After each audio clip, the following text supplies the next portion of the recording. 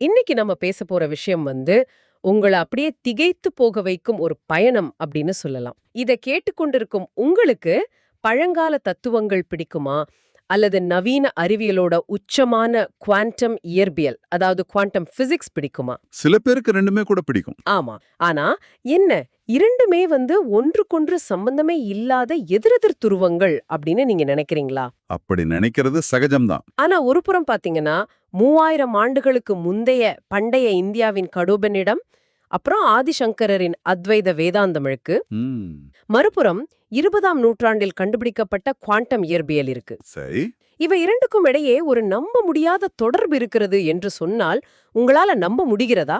3000 வருஷத்துக்கு முன்னாடி யமதர்ம ராஜாவுக்கும் நசிகேதஸ் என்ற ஒரு சிறுவனுக்கும் நடந்ததாக கூறப்படும் ஒரு ஆழமான தத்துவ உரையாடல் இருக்குல்ல, அந்த உரையாடல் எப்படி நவீன குவாண்டம் இயற்பியலின் கோட்பாடுகளோடு, குறிப்பா அந்த அப்சர்வர் எஃபெக்ட் போன்ற விஷயங்களோட புள்ளிக்கு புள்ளி ஒத்துப்போகுது என்பதைத்தான் நாம இன்னைக்கு உடைத்து பார்க்க போகிறோம். இந்த தத்துவ பயணத்தை நம்ம ஒரு பழங்கால கதையிலிருந்து தொடங்குவோம். கண்டிப்பா தொடங்குவோம். கடோபனிடத்துல வரக்கூடிய நசிகேதஸ் மற்றும் யமதர்மராஜாவின் கதை இது. வாஜஸ்ரவஸ் அப்படின்னு ஒரு முனிவர் இருந்தாரு. ஆமா. அவர் ஒரு மாபெரும் யாகத்தை நடத்துறார். அந்த யாகத்தோட விதியே என்னன்னா, தன்னிடம் உள்ள மிகவும் பிரியமான மதிப்புமிக்க அனைத்தையும் தானமாக வழங்கிவிட வேண்டும் என்பதுதான். இது ரொம்ப கடினமான ஒரு விதி. ஆனா அவர் என்ன பண்றார், தன்னிடம் இருக்கிற வயதான, இனி பாலே கொடுக்க முடியாத மிகவும் மெலிந்து போன பசுக்களை மற்றவர்களுக்கு தானமாக கொடுக்கிறார். இதை ஓரமா நின்னு கவனிச்சுட்டு இருக்கான் அவரோட சிறுவயது மகன் நசிகேதஸ். அந்த பையனுக்கு அப்போ ரொம்ப சின்ன வயசு. ஆமா, அவனுக்கு இது சரியா படல. அப்பா உண்மையான தியாகத்தை செய்யலையே அப்படின்னு அவனுக்கு ஒரு நெருடல். நேரா அப்பா கிட்ட போய் ஒரு துணிச்சலான கேள்வியை கேக்குறான். அப்பா, உங்ககிட்ட இருக்கிறதுலயே நான் தானே உங்களுக்கு ரொம்ப பிரியமானவன். ம். அப்போ என்னையும் சேர்த்துதானே நீங்க தானம் செய்யணும். என்ன யாருக்கு தானம் செய்ய போறீங்க அப்படின்னு கேக்குறான். இந்த இடத்துல அந்த சிறுவனோட மன முதிர்ச்சியை நீங்க கவனிக்கணும். கண்டிப்பா. அவன் சும்மா விளையாட்டு கேட்கல, உண்மையை தேடுற ஒரு ஆழமான தாகம் அவனுக்குள்ள இருக்கு. தந்தை முதல்ல அவனோட கேள்வியை பெருசா எடுத்துக்கல, புறக்கணிக்கிறார். ஆனா நசிகேதஸ் விடலையே. விடவே இல்ல. அதே கேள்வியை மீண்டும் மீண்டும் 3 முறை தொடர்ந்து கேட்கறான். பொறுமை இழந்த தந்தை உச்சக்கட்ட கோபத்துல, உன்னை அந்த யமனுக்கே தானமா கொடுக்கறேன் அப்படின்னு கத்திடுறார். எக்ஸாக்ட்லி. ஒரு கணம் யோசிச்சு பாருங்க. தந்தை கோபத்துல தான் அப்படி சொன்னார். ஆனா நசிகேதஸ் அதை அப்படியே வேத வாக்கா எடுத்துக்கிட்டு மரணத்தின் தேவனான யமதர்மராஜாவை தேடி யமலோகத்துக்கே கிளம்பி போறான். ஆனா அங்க போனா ஒரு பெரிய ட்விஸ்ட். என்ன ட்விஸ்ட்? யமதர்மராஜா வீட்ல இல்ல. சாதாரணமா ஒருத்தரா இருந்தா அப்படா யமன் இல்ல நம்ம தப்பிச்சோன்னு திரும்பி வந்திருப்பாங்க. ஆமா, அதுதான் மனித இயல்பு. ஆனா நசிகேதஸ் பின்வாங்கல. 3 நாளா சாப்பாடு இல்லாம தண்ணி இல்லாம யமலோகத்தின் வாசல்லையே காத்துக்கிட்டு இருக்கான். ஒரு சின்ன பையன் அப்படி காத்திருக்கிறான். 3 நாள் கழிச்சு திரும்பி வர்ற யமதர்மராஜா தாம் வீட்டு வாசல்ல ஒரு சிறுவன் இப்படி பட்டினியோட காத்துக்கிட்டு இருக்கிறத பார்த்து பதறி போறாரு. ஆமா, விருந்தோம்பல் அங்க ரொம்ப முக்கியம். தன்னிடம் விருந்தினராக வந்த ஒருத்தனை காக்க வச்சதுக்கு பரிகாரமா உனக்கு 3 வரங்கள் தர்றேன், என்ன வேணும்னு கேள் அப்படின்னு சொல்றாரு. அந்த 3 வரங்கள்ல இருந்து தான் இந்த முழு தத்துவ விசாரணையே ஆரம்பமாகுது. நசிகேதஸ் கேட்ட முதல் வரம் ரொம்ப சுலபமானது, அவனோட அன்பை காட்டுறது. நான் பூலோகத்துக்கு திரும்பி போகும்போது என் அப்பாவோட கோபம் தணிஞ்சிருக்கணும், அவர் என்ன அன்போட ஏத்துக்கணும் அப்படின்னு கேக்குறான். யமனத உடனே தந்துடுறாரு. ஆமா. 2வது வரம் சொர்க்கத்துக்கு போறதுக்கான ஒரு ரகசிய அக்னி சடங்கை பற்றியது. யமதர்மராஜா அதையும் அவனுக்கு கத்துக் கொடுக்கறாரு. அது இன்னைக்கும் நசிகேதஸ் அக்னி என்றே அழைக்கப்படுது. இங்கதான் கதை ரொம்ப சீரியஸ் ஆகுது. 3வது வரம். அந்த 3வது வரம் தான் மொத்த கதையோட மையமே. நசிகேதஸ் கேட்டிருந்தா பெரிய சாம்ராஜ்யத்தை கேட்டிருக்கலாம், அளவற்ற செல்வத்தை கேட்டிருக்கலாம். ஆனா அவன் கேட்ட கேள்வி மரணத்தின் தேவனான யமனையே ஒரு நிமிஷம் அதிர வச்சிடுச்சு. என்ன கேட்டான்? மரணத்திற்கு பின் மனிதனுக்கு என்ன ஆகிறது? சிலர் அங்கே வாழ்வு தொடர்கிறது என்கிறார்கள், சிலர் இல்லை, இத்துடன் எல்லாமே முடிந்து விட்டது, மனிதன் அழிந்து விடுகிறான் என்கிறார்கள். இதில் எது உண்மை? ஆழமாற கேள்வி. மரணத்தின் ரகசியத்தை எனக்கு சொல்லிக் கொடுங்கள் அப்படின்னு கேக்குறான். பிரபஞ்சத்தோட மிக ஆழமான ஒரு ரகசியத்தை ஒரு சின்ன பையன் கேக்குறான். யமதர்மராஜா இது அவ்வளவு சீக்கிரமா சொல்லிக் கொடுக்க தயாரா இல்ல. யா தகுதியான ஆளான்னு பாக்குறாரா? அதேதான். ஒரு குரு தகுதியான சீடனுக்கு தான் ரகசியத்தை சொல்வார். அதனால அவர் நசிகேதஸ சோதிக்கிறார். உலக ஆசைகள், முடிவில்லாத ஆயுள், தங்கம், குதிரைகள், அழகான பெண்கள், எக்கச்சக்கமான செல்வங்கள். ஆமா, இப்படி எல்லாத்தையும் ஆசை காட்டி அவனோட கவனத்தை திசை திருப்ப பார்க்கறார். தேவர்களுக்கே இது புரியாத ரகசியம்பா, நீ தயவு செஞ்சு வேற எதையாவது கேளு அப்படின்னு மன்றாடுறார். ஆனா நசிகேதஸ் அசரவே இல்ல. நீங்க சொல்ற இந்த உலக இன்பங்கள் எல்லாமே நிலையற்றவை. இது எல்லாமே நாளைக்கு அழிஞ்சு போயிடும். இது மனிதனோட புலன்களை மழுங்கடிக்கச் செய்யற விஷயங்கள். ரொம்ப தெளிவா இருக்கான். இந்த நிலையற்ற இன்பங்களை வச்சுக்கிட்டு நான் என்ன செய்யறது? எனக்கு உண்மையை மட்டுமே அறியணும் அப்படின்னு உறுதியா நிக்கிறான். வாவ். அவனோட இந்த தீவிரத்தை பார்த்து வியந்து போன யமதர்மராஜா இறுதியா அவனுக்கு அந்த மாபெரும் ரகசியத்தை உபதேசிக்க தொடங்குறார். அந்த உபதேசத்தோட தொடக்கமே மனிதர்கள் முன்னாடி இருக்கிற 2 முக்கியமான பாதைகளை பற்றியது. சரி, இதை கேட்டுக்கிட்டு இருக்கிற நீங்க உங்களோட அன்றாட வாழ்க்கையில தினமும் எடுக்கிற முடிவுகளோட இதை தொடர்புபடுத்தி பார்க்கலாம். எப்படி? யமதர்மராஜா நசிகேதஸ்க்கு ஸ்ரேயஸ் மற்றும் பிரேயஸ் அப்படின்னு 2 விஷயங்களை விளக்குறார். ஸ்ரேயஸ் அப்படின்னா உண்மையான நன்மை அல்லது முக்தி. அது ஆரம்பத்துல ரொம்ப கடினமா தோன்றும், ஆனா முடிவுல நிரந்தரமான அமைதியை தரும். பிரேயஸ் அப்படின்னா தற்காலிகமான இன்பம். அது உடனே உங்களை ஈர்க்கும், ஆனா கடைசியில துயரத்தையே தரும். இத புரிஞ்சுக்கிறது ரொம்ப சுலபம். இப்போ எனக்கு முன்னாடி 2 சாய்ஸ் இருக்கு. ஒன்னு, உடற்பயிற்சி செஞ்சு ஆரோக்கியமா இருக்கிறது. இது கஷ்டம். ஆனா இது ஸ்ரேயஸ். சரியா சொன்னீங்க. இன்னொன்னு, சோஃபாவுல படுத்துக்கிட்டே மணிக்கணக்கா ஃபோன்ல சோஷியல் மீடியாவை ஸ்க்ரால் பண்ணிக்கிட்டு பீட்சா சாப்பிடுறது. இது ரொம்ப ஈஸி, ஆனா உடம்ப கெடுக்கும். இது பிரேயஸ். யமன் சொல்றது சரிதானே? மிக சரியான உதாரணம். முட்டாள்கள் எப்போதுமே இந்த பிரேயஸ் என்ற தற்காலிக இன்பத்தை தேர்ந்தெடுக்கிறார்கள். ஆனால் அறிவாளிகள் ஆழமாக சிந்தித்து ஸ்ரேயஸ் என்ற உண்மையான நன்மையை தேர்ந்தெடுக்கிறார்கள் என்கிறார் யமன். ஆமா, இது மனித உடலையும் மனதையும் ரொம்ப அழகா விளக்குது. இதை கொஞ்சம் கற்பனை செஞ்சு பாருங்க. நீங்க தான் ஒரு ரதத்துல பயணிக்கிற பயணி, அதாவது உங்களோட ஆன்மா. சரி, நான் தான் ஆன்மா. அந்த ரதம் தான் உங்களோட பௌதிக உடல். அந்த ரதத்தை ஓட்டுற தேரோட்டி தான் உங்களோட புத்தி. தேரோட்டியோட கையில இருக்கிற கடிவாளம் தான் உங்களோட மனம். அந்த ரதத்தை இழுத்துக்கிட்டு போற குதிரைகள் தான் உங்களோட 5 புலன்கள். ஓஹோ, அப்போ புத்தி தான் டிரைவர், மனம் தான் ஸ்டியரிங் வீல் மாதிரி, புலன்கள் தான் என்ஜின். இப்படி வச்சுக்கலாமா? அப்படி கூட வச்சுக்கலாம். இப்போ யோசிச்சு பாருங்க. கடிவாளம், அதாவது மனம், தேரோட்டியோட கட்டுப்பாட்டுல இல்லைன்னா என்ன ஆகும்? குதிரைகள் தாறுமாறா ஓடிடும். அதேதான். குதிரைகள் என்ற புலன்கள் அது பாட்டுக்கு தாறுமாறா ஓடி ரதத்தை, அதாவது உடலை அழிச்சிடும்.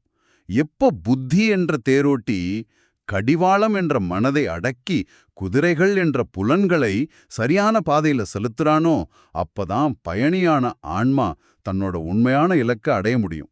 ரொம்ப அழகான விளக்கம். இந்த ஆன்மா பிறப்பதும் இல்லை, இறப்பதும் இல்லை. அது எதிலிருந்தும் தோன்றவில்லை, அதிலிருந்தும் எதுவும் தோன்றவில்லை அப்படின்னு யமன் ஒரு மாபெரும் உண்மையை உடைக்கிறார். இந்த இடத்துல தான் இது அப்படியே ஆதிசங்கரரின் அத்வைத வேதாந்தத்திற்கு இட்டு செல்லுது இல்லையா? ஆமா, சரியா பிடிச்சிட்டீங்க. அத்வைதம் அப்படின்னா இரண்டற்றது அப்படின்னு அர்த்தம். பிரபஞ்ச பெருவெளியான பிரம்மம் என்பதும் தனி மனிதனுக்குள் இருக்கிற ஆன்மா என்பதும் வெவ்வேறானவை அல்ல, இரண்டும் ஒண்ணுதான் அப்படிங்கிறது தான் அத்வைத்தத்தோட மைய கருத்து. தத்துவம் அசி என்ற மகா வாக்கியம் இதைத்தான் சொல்லுது. நீயே அதுவாக இருக்கிறாய். ஆமா, ஆனா இங்க நமக்கு ஒரு நியாயமான சந்தேகம் வரலாம். என்ன சந்தேகம்? பிரபஞ்சமும் நாமும் ஒண்ணு, எல்லாம் ஒண்ணு அப்படின்னா ஏன் நாம உலகத்தை வேற வேற பொருட்களாகவும் பல மனிதர்களாகவும் விலங்குகளாகவும் தனித்தனியா பாக்குறோம்? ஏன் நமக்குள்ள இத்தனை வேறுபாடுகள் தெரியுது? அருமையான கேள்வி. இதுக்கு அத்வைதம் சொல்ற விடைதான் மாயை. மாயேனா பொய்யா? மாயை அப்படின்னா சுத்தமா இல்லாத ஒரு பொய் கிடையாது. அது ஒரு தோற்றம், ஒரு மாயத்திரை. ஆதிசங்கரர் இதை விளக்க கயிறு மற்றும் பாம்பு அப்படின்னு ஒரு உதாரணத்தை சொல்றார். ஓ, அந்த உதாரணம். இருட்டுல கிடக்கிற ஒரு கயிற்றை பார்த்து அதை பாம்புன்னு நினைச்சு நம்ம பயப்படுறோம். இத கேட்டுக்கிட்டு இருக்கிற உங்களுக்கும் இந்த அனுபவம் நடந்திருக்கலாம். இருட்டுல நடக்கும்போது தரையில கிடக்கிற ஒரு கயிற்றை பார்த்து பாம்புன்னு நினைச்சு ஒரு செகண்ட் உங்க ஹார்ட் பீட் எகிரி இருக்கும். வேர்த்து விறுவிறுத்து போயிருப்பீங்க. அந்த பயம் நிஜம்தான். உங்க உடம்புல நடந்த மாற்றங்களும் நிஜம்தான். ஆனா அதுக்கு காரணமா இருந்த பாம்பு நிஜமா? வெளிச்சம் வந்ததும் அங்க இருக்கிறது வெறும் கயிறுன்னு தெரிஞ்சதும் அந்த பயம் போயிடுது இல்லையா? சரியா சொன்னீங்க. அந்த கயிற்றை பார்த்து பயந்த அதே நேரத்துல அங்க பாம்பு இல்ல, வெறும் கயிறு மட்டும்தான் இருந்தது. அதே போல அறியாமை என்ற இருளில் நாம் இந்த ஒன்றான பிரபஞ்சத்தை பலவாக பிரித்து பார்க்கிறோம். ஒரு தனிமனிதனா நம்ம குறுக்கிக்கிறோம். ஞானம் என்ற வெளிச்சம் வரும்போது எல்லாமே அந்த ஒரே பிரம்மம் தான், எல்லாமே ஒண்ணுதான் அப்படின்னு புரியும். இதை இன்னும் அழகா விளக்க உபநிடதங்கள்ல 2 பறவைகள் என்ற ஒரு உருவகம் வருது. ஒரு மரத்துல 2 பறவைகள் உட்கார்ந்திருக்கு. ஒரு பறவை அந்த மரத்துல இருக்கிற இனிமையான பழங்களையும் சாப்பிடுது, கசப்பான பழங்களையும் சாப்பிடுது. இனிப்ப சாப்பிடும்போது சந்தோஷப்படுது, கசப்ப சாப்பிடும்போது கஷ்டப்படுது. அதே மரத்துல இன்னொரு பறவை இருக்கு. அது எந்த பழத்தையும் சாப்பிடல. அது அமைதியா எல்லாத்தையும் வேடிக்கை மட்டும் பார்த்துக்கிட்டு இருக்கு. இதுதான் நம்மோட உள்நிலையான சாட்சி, அதாவது சாட்சி சைத்தன்யா. இந்த சாட்சி நிலை ரொம்ப முக்கியமானது.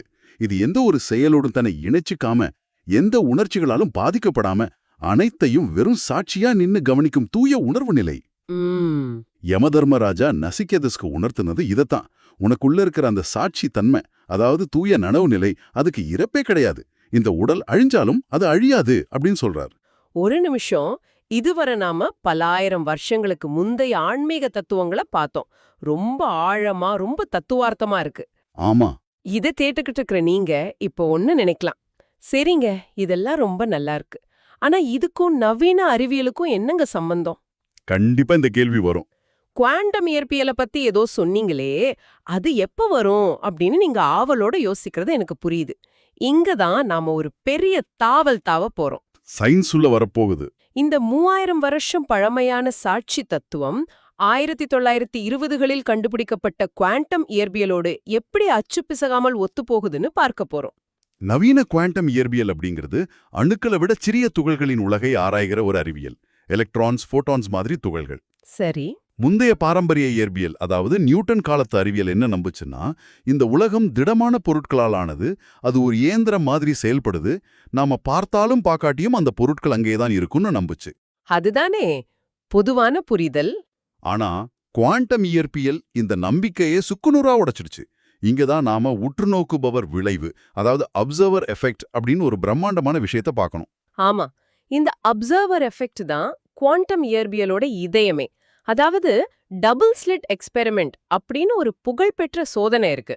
அதுல என்ன கண்டுபிடிக்கிறாங்கன்னா, ஒரு அணுத்துகள் உற்று நோக்கப்படும் வரை அல்லது அளவிடப்படும் வரை அது ஒரு குறிப்பிட்ட இடத்துல, குறிப்பிட்ட வடிவத்துல இருக்காது. அது பல சாத்தியக்கூறுகளில் அலைகளாக பரவியிருக்கும். Superposition of waves. இதை எப்படி ரொம்ப ஈஸியா புரிஞ்சுக்கலாம்? ஒரு நாணயத்தை காத்துல சுண்டி விடுறோம்னு வச்சுக்கோங்க. அது காத்துல சுழன்றுகிட்டு இருக்கும்போது அது ஹெட்டா அல்லது டெய்லா? ரெண்டுமே கிடையாது. அது ரெண்டும் கலந்த ஒரு அலைநிலை. நீங்க எப்போ அத கையால பிடிச்சு பாக்குறீங்களோ அந்த ஒரு நொடியில தான் அது ஹெட் அல்லது டேல் அப்படின்னு ஒரு முடிவான நிலைக்கு வருது. மிக அருமையான உதாரணம். அதே மாதிரிதான் பிரபஞ்சத்தில் உள்ள ஒவ்வொரு அணுத்துகளும் ஒரு உற்றுநோக்குபவர் அதனை பார்க்கும்போது அல்லது அளவிடும்போது மட்டுமே அந்த அலைநிலை சரிந்து அது ஒரு குறிப்பிட்ட திடமான நிலையை அடையுது. அதாவது நீங்க பார்க்குற வரைக்கும், உற்றுநோக்குற வரைக்கும் அந்த பொருளுக்கு நிலையான ஒரு வடிவமே கிடையாது. நீங்க சொல்றத பார்த்தா எனக்கு ரொம்ப குழப்பமா இருக்கே. நான் திரும்பி பார்க்காத வரைக்கும் எனக்கு பின்னாடி வானத்துல இருக்கிற நிலா அங்க இல்ல அப்படின்னு சொல்றீங்களா? இந்த பிரபஞ்சமே நான் பார்க்கற வரைக்கும் வெறும் சாத்தியக்கூறுகளா காட்டிக்கிட்டு இருக்கா? இது கேட்கவே கொஞ்சம் பைத்தியக்காரத்தனமா இருக்கே. ஆல்பர்ட் ஐன்ஸ்டீனுக்கே இதே சந்தேகம் வந்துச்சு. அவரும் இதே கேள்வியை தான் கேட்டார்.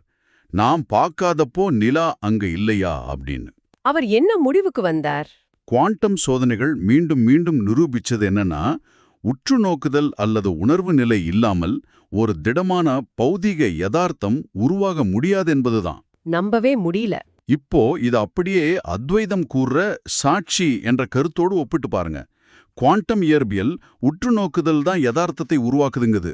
அத்வைத வேதாந்தம் தூய உணர்வு நிலை அல்லது சாட்சித்தன்மையே இந்த உலகை தோற்றுவிக்கிறது, அதுவே அடிப்படைன்னு சொல்லுது. ரெண்டும் ஒண்ணுதான் சொல்லுது. ஆமா, பொருள் என்பதிலிருந்து மூளை வழியாக நனவு நிலை உருவாகவில்லை. மாறாக நனவு நிலையிலிருந்துதான் பொருளே உருவாகிறது என்பதை அறிவியல் இப்போது ஏற்றுக்கொள்கிறது. 3000 வருஷத்துக்கு முன்னாடி யமதர்மராஜா சொன்னதும் இப்போ குவாண்டம் விஞ்ஞானிகள் சொல்றதும் ஒரே விஷயம்தான். இத நினைக்கும் போதே புல்லரிக்குது. சரி, இதை விட ஒரு படி மேல போய் குவாண்டம் பிணைப்பு, அதாவது குவாண்டம் என்டாங்கிள்மெண்ட் அப்படின்னு ஒரு விஷயத்த பத்தி பேசுவோம். இது இன்னும் மூளையை சுழல வைக்கும் ஒரு விஷயம். விண்வெளியில 2 துகள்கள் ஒன்றுக்கொன்று பிரிக்க முடியாதபடி பிணைக்கப்பட்டு விட்டால் அந்த 2 துகள்களையும் பிரபஞ்சத்தோட 2 வெவ்வேறு மூலைகளுக்கு கொண்டு போனா என்ன ஆகும்? உதாரணத்துக்கு, ஒன்னு பூமியிலயும் இன்னொன்னு செவ்வாய் கிரகத்திலயும் கொண்டு போய் வச்சிட்டாலும் சரி. இங்க பூமியில இருக்கிற துகளோட சுழற்சிய நீங்க மாத்துனா எந்த ஒரு காலதாமதமும் இல்லாம ஒளியின் வேகத்தையும் தாண்டி செவ்வாய் கிரகத்துல இருக்கிற துகளும் உடனே தன் சுழற்சிய மாத்திக்குது. இது எப்படி சாத்தியம்? இடையில எந்த சிக்னலும் போலியே. இது ஒரு மாபெரும் கண்டுபிடிப்பு. ஆல்பர்ட் ஐன்ஸ்டைன் இதை ஏத்துக்கவே இல்ல. இது தொலைவில் நடக்கும் ஒரு பேய்த்தனமான செயல் அப்படின்னு சொல்லி கிண்டல் பண்ணார். ஏன் ஏத்துக்கல? காரணம், ஒளியை விட வேகமாக எதுவும் பயணிக்க முடியாது என்பது அவருடைய தியரி. ஆனால் பிற்காலத்துல நடந்த சோதனைகள் இந்த குவாண்டம் பிணைப்பு 100க்கு 100 உண்மை என்பதை நிரூபித்து 2022ஆம் ஆண்டு நோபல் பரிசையும் வென்றது. ஆமாம். இது நமக்கு உணர்த்துவது என்ன? வெளிப்பார்வைக்கு பூமி, செவ்வாய் கிரகம்னு தனித்தனி இடங்களா, தனித்தனி பொருட்களா தெரிஞ்சாலும் அடிப்பகையில் இந்த பிரபஞ்சம் முழுவதும் ஒன்றோடொன்று ஆழமாக இணைக்கப்பட்டுள்ளது. வாவ். இடைவெளி மற்றும் காலம் எல்லாமே பிரபஞ்சத்தை தனித்தனியாக பிரிப்பது போல காட்டும் ஒரு மாயை. அப்போ ஆதிசங்கரர் சொன்ன மாயை அப்படிங்கிறது இதுதானா? நாமெல்லாம் தனித்தனி மனிதர்கள், பொருட்கள் எல்லாம் வேற வேற அப்படின்னு நாம நினைக்கிறது ஒரு கயிற்ற பார்த்து பாம்புன்னு நினைக்கிறது மாதிரிதானா? எக்ஸாக்ட்லி. எல்லாமே ஆழமான ஒற்றைத்தன்மையால் இணைக்கப்பட்டிருக்கு அப்படிங்கிறத அறிவியல் பூர்வமா இந்த குவாண்டம் என்டாங்கிள்மெண்ட் நிரூபிக்குது. 100க்கு 100 உண்மை. இது வெறும் தத்துவவாதிதமோட கற்பனை இல்ல. குவாண்டம் இயற்பியலை உருவாக்குன பல முன்னோடி அறிவியலாளர்கள் நேரடியாகவே உபநிடதங்களை படித்து வியந்திருக்கிறார்கள். அப்படியா? ஆமாம். குவாண்டம் இயற்பியலின் தந்தை என போற்றப்படும் எர்வின் ஷ்ரோடிங்கர் அத்வைத வேதாந்தத்தால் ஆழமாக ஈர்க்கப்பட்டவர். அவர் என்ன சொன்னார் தெரியுமா? பல்வேறு மனங்கள் இருப்பது போல தோன்றுவது ஒரு மாயை. உலகத்தில் இருப்பது, செயல்படுவது எல்லாமே ஒரே ஒரு மனம்தான் என்று வெளிப்படையாகவே தனது புத்தகத்தில் எழுதியிருக்கிறார். அது மட்டும் இல்ல, குவாண்டம் இயற்பியலோட இன்னொரு மேதையான நீல்ஸ் போர் நிரப்புத்தன்மை அப்படின்னு ஒரு கருத்தை முன்வச்சார். காம்ப்ளிமெண்டாரிட்டி தத்துவம். ஆமா, அதாவது ஒரு ஒளி ஒரே நேரத்துல அலையாகவும் இருக்கலாம், துகளாகவும் இருக்கலாம். நமக்குத்தான் அது முரண்படுற மாதிரி தெரியுதே தவிர ரெண்டும் ஒண்ணுக்கொன்னு நிரப்பிக் கொள்வது அப்படின்னு சொன்னாரு. இதை உணர்த்த அவர் தனது முத்திரையில சீன தத்துவமான யின் யாங் குறியீடை பயன்படுத்தினார். இருளும் ஒளியும், ஆணும் பெண்ணும் எப்படி பிரிக்க முடியாத ஒன்றோ அதே போலதான் அறிவியலும் மெய்யலும். சரியாக சொல்லீர்கள். எதிரெது துருவங்கள் ஒன்றோடொன்று இணைந்தவை என்ற அவரது அறிவியல் கருத்தும் வேதாந்தத்தின் கருத்தும் ஒரு நேர்கோட்டில் சந்திப்பதை நாம பார்க்க முடிகிறது. உண்மையிலே இது ஒரு மாபெரும் சந்திப்பு. பார்வையாளர் வேறு, பார்க்கப்படும் பொருள் வேற அல்ல, இரண்டுமே ஒன்றுதான் என்ற ஆழமான உண்மையை குவாண்டம் இயற்பியல் இன்று அறிவியல் மொழியில் பேசுகிறது. சரி, இதையெல்லாம் கேட்க ரொம்ப பிரமாதமா இருக்கு. ஹாலிவுட் சயின்ஸ் ஃபிக்ஷன் படம் பார்க்குற மாதிரி இருக்கு. ஆனா இத கேட்டுக்கிட்டு இருக்கிற நீங்க ஒரு கேள்வி கேட்கலாம். நிச்சயமா கேட்பாங்க. இவ்வளவு ஆழமான தத்துவங்களையும் அறிவியலையும் நான் ஏன் தெரிஞ்சுக்கணும்? என்னோட தினசரி வாழ்க்கைக்கு, என் ஆஃபீஸ் டென்ஷனுக்கு, என் குடும்ப பிரச்சனைக்கு இது எப்படி உதவும்? இது எனக்கு ஏன் முக்கியம் அப்படின்னு நீங்க நினைக்கலாம். இது ரொம்ப முக்கியமான கேள்வி. இந்த உண்மை உங்க வாழ்க்கையை பார்க்கும் பார்வையையே முற்றிலுமா மாற்றக்கூடிய சக்தி வாய்ந்தது. நீங்க சும்மா ஒரு 60-70 வருஷம் வாழ்ந்துட்டு போற வெறும் சதை, எலும்புகள், ரசாயனங்களால் ஆன ஒரு பயாலஜிக்கல் மிஷின் கிடையாது. நாம இயந்திரங்கள் இல்ல. நீங்க இந்த பிரபஞ்சத்தின் ஆழமான நனவு நிலையோடு நேரடியாக பிணைக்கப்பட்டவர்கள். இந்த பிரபஞ்சத்துல நீங்க தனியா ஒரு மூலையில தூக்கி எறியப்படல. நீங்க இந்த பிரபஞ்சத்தோட ஒரு அங்கம் மட்டும் இல்ல, சொல்லப்போனா நீங்க தான் அந்த பிரபஞ்சம். உங்க உள்நிலை தான் இந்த மொத்த பிரபஞ்சத்தையும் உருவாக்குது. அருமை. நசிகேதஸ் எதுக்காக யமதர்மராஜா கிட்ட போனா? மரணம்னா என்ன, அதோட பயத்தை தாண்டி உண்மையை எப்படி கண்டுபிடிக்கிறதுன்னு தெரிஞ்சுக்கத்தானே. ஆமா. அந்த உண்மையை நீங்க உணரும்போது உங்க வாழ்க்கையில என்ன மாற்றம் வரும் தெரியுமா?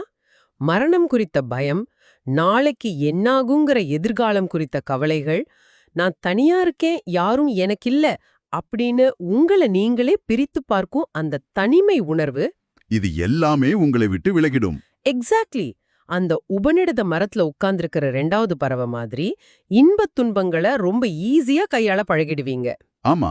உங்களை சுற்றி நடக்கும் நல்லதோ கெட்டதோ அனைத்தையும் அந்த சாட்சி பறவை போல கொஞ்சம் தள்ளி நின்று அமைதியாக கடந்து செல்ல இது ஒரு மிகப்பெரிய மன முதிர்ச்சியை தரும். ஒரு பரந்த பார்வையோட நாம் இதை இணைத்து பார்த்தா குவாண்டம் இயற்பியலும் சரி, அத்வைத வேதாந்தமும் சரி, ரெண்டுமே நமக்கு தருவது ஒரே செய்தியை தான். புற உலகம் என்பது நாம் நினைப்பது போல் அவ்வளவு திடமானதோ மாறாததோ அல்ல. அது முடிவற்ற சாத்தியக்கூறுகளால் ஆனது. நமது நனவு நிலை அதை எப்படி கவனிக்கிறதோ, எதை உற்று நோக்குகிறதோ அப்படித்தான் அந்த உலகம் வெளிப்படுகிறது. 3000 வருட பழமையான ஒரு காவியமும் 100 வருடங்களுக்கு முந்தைய அறிவியலும் கைகோர்க்கும் இந்த ஆழமான அலசலின் இறுதிப் பகுதிக்கு நாம வந்துட்டோம். விடை பெறுவதற்கு முன் இதை கேட்டுக்கொண்டிருக்கும் உங்களை சிந்திக்க தூண்டும் ஒரு கேள்வியை உங்கள் முன் வைக்க விரும்புகிறேன். சொல்லுங்கள்.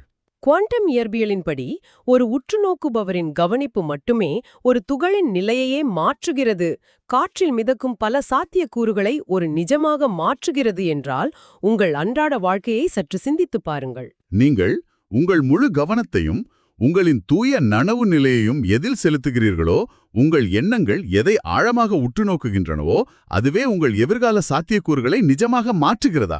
வாவ்! உங்கள் எண்ணங்களே, உங்கள் ஒவ்வொரு கவனிப்புமே உங்களின் இந்த பிரபஞ்ச யதார்த்தத்தை ஒவ்வொரு கணமும் வடிவமைக்கிறதா? நீங்கள் உங்கள் வாழ்க்கையில் எதை பார்க்கிறீர்களோ அதுவாகவே உங்கள் உலகம் மாறுகிறதா? இதைப் பற்றி இன்று தனியாக அமர்ந்து சிந்தித்து பாருங்கள். நீங்கள் இந்த உலகத்தில் வெறும் பார்வையாளர் அல்ல. இந்த பிரபஞ்ச யதார்த்தத்தை ஒவ்வொரு நொடியும் வடிவமைக்கும் படைப்பாளி என்பதே உணருங்கள். அறிவியலும் மெய்யலும் இணையும் இந்த அற்புதமான ஆழமான அலசலில் எங்களோடு பயணித்ததற்கு உங்களுக்கு மிக்க நன்றி. உங்கள் எண்ணங்களை விரிவுபடுத்தும், உங்களை வியப்பில் ஆழ்த்தும் இன்னொரு சிந்தனையோடு மீண்டும் சந்திப்போம்.